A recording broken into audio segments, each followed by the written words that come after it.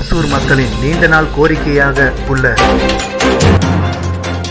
கொடியாலம் சிற்றணையில் இருந்து தென்பெண்ணை ஆற்று நீரை வாகலூர் வழியாக பல்வேறு ஏரிகளுக்கு நீர் கொண்டு செல்ல வேண்டும் என்பது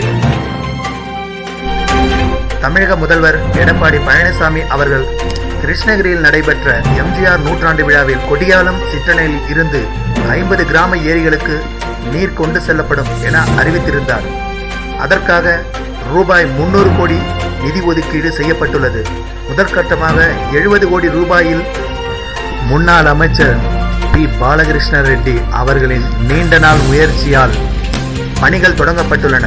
பொதுப்பணித்துறை அதிகாரிகளுடன் அதிமுக கிருஷ்ணகிரி மேற்கு மாவட்ட கழக செயலாளரும் முன்னாள் அமைச்சருமான திரு பி பாலகிருஷ்ண ரெட்டி அவர்கள் நேரில் பார்வையிட்டார்.